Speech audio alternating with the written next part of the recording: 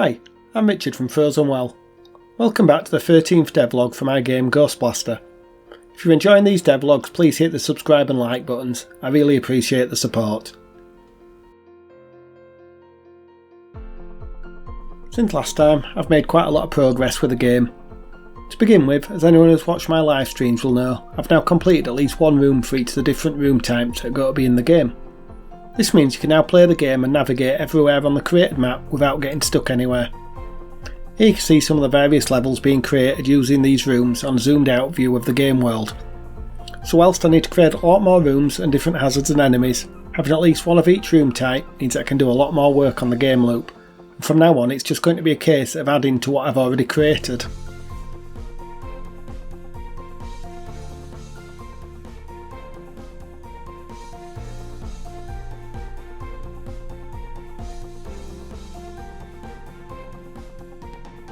The first thing that the completion of the level has allowed me to work on is adding in the spawning of the amulet pieces that you need to collect.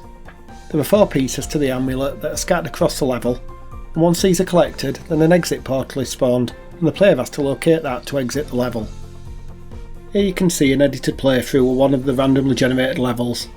You can see me collecting the 4 pieces of the amulet. Next I'll show some of the mechanics behind the spawning of these amulets.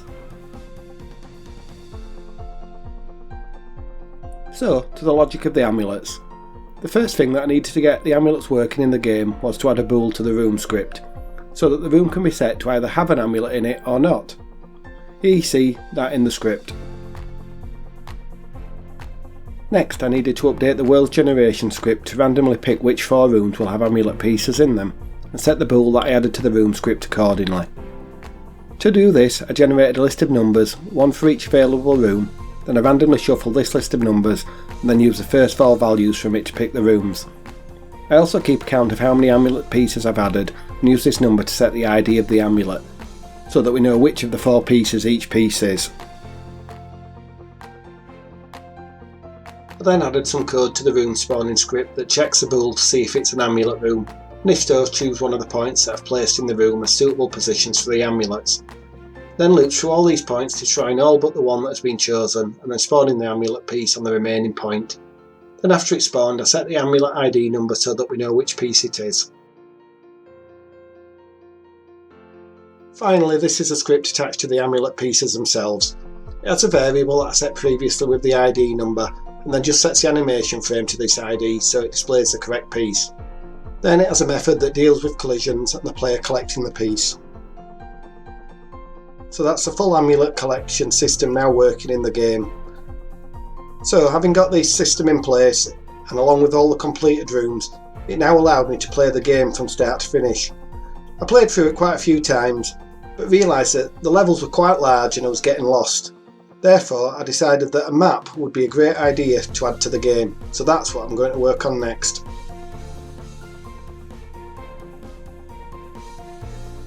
The idea I had for making the minimap was to use the camera that I've already been using for the debugging of the level generation, which displays the entire level.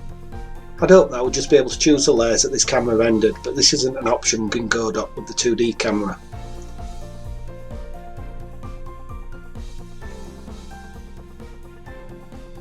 So, after a bit of thinking, I came up with the idea of creating a new tile map that I would use to draw the map, which you can see a first basic implementation of the tile map here. Then I would have 2 groups for the objects in the game that would either be visible on the minimap or not.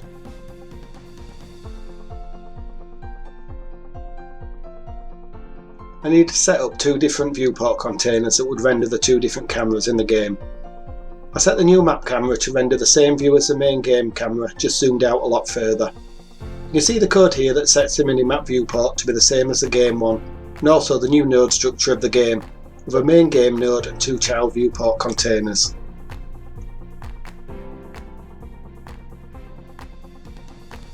I then added a script that would toggle the map on and off based on key presses for now.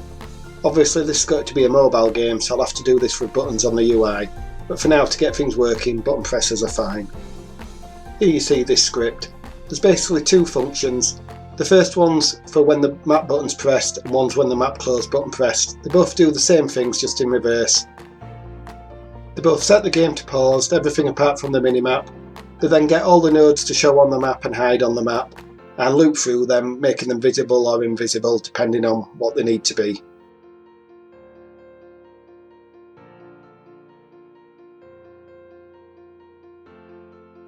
Here we have the current version of the map functioning in the game. It's still rendering the player so you know where you are, but this is very small in the top left part of the map. I need to add a better marker to show the player's position. But for now the map's working. I intend to make it look a lot better visually, but that's for another time. Pleased with how the game's coming on. Now I have a full game loop, it's now a case of adding content and making the game better and better. Thanks for watching, and if you're enjoying these videos and have stuck around this long, please hit the like and subscribe buttons.